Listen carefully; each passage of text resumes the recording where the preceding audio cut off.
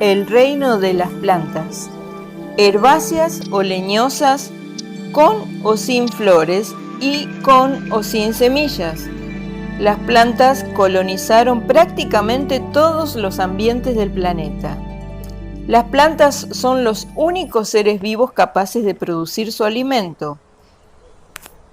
Hidratos de carbono los elaboran durante el proceso de la fotosíntesis, que combina la energía de la luz del sol con un pigmento verde llamado clorofila.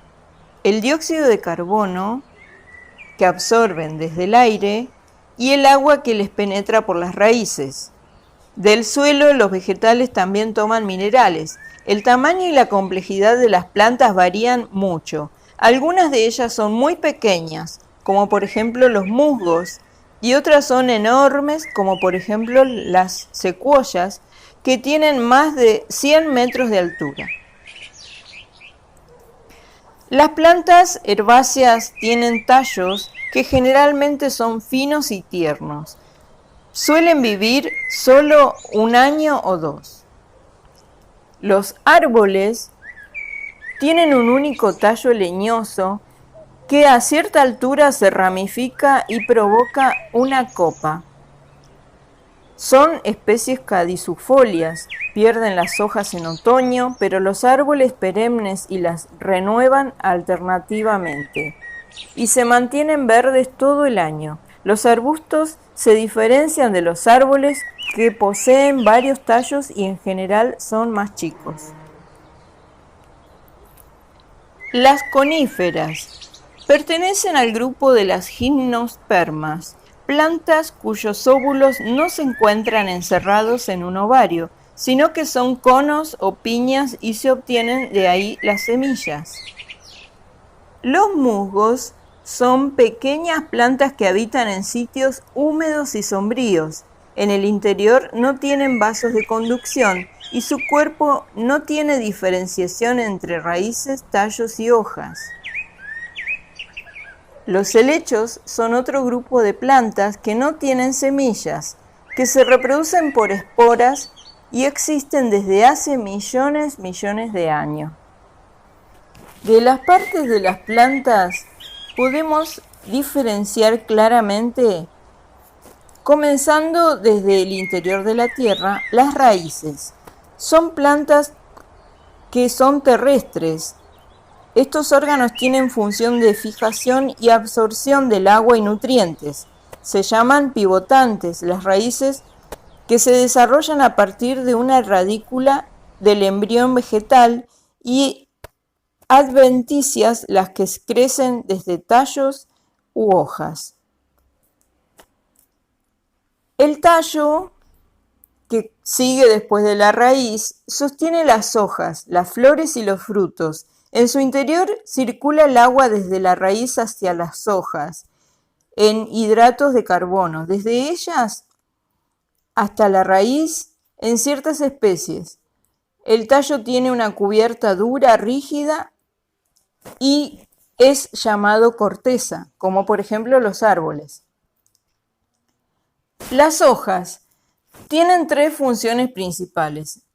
Durante la respiración toman oxígeno y liberan dióxido de carbono al aire. En la transpiración eliminan vapor de agua. En la fotosíntesis liberan oxígeno y forman hidratos de carbono, de los cuales se alimenta la propia planta. Las flores son órganos de reproducción. De acuerdo con cada especie, pueden ser hermafroditas, con los dos sexos, o unisexuales, femeninas o masculinas, solitarias o agrupadas en inflorescencias, y en general presentan colores llamativos y aromas agradables. Los frutos se originan a partir de las flores. Luego de que éstas se producen en la fecundación, según las especies son carnosos o secos, y en su interior protegen una o varias semillas, como en este caso, esta planta de poroto comestible. Hasta el momento de la germinación, las protegen en una vaina verde. En algunas plantas se agrupan en inflorescencias. Las semillas tienen un embrión vegetal en el albumen. En ciertas condiciones ambientales germinan, su embrión se desarrolla y es alimentado por el albumen. De ahí se origina una nueva planta.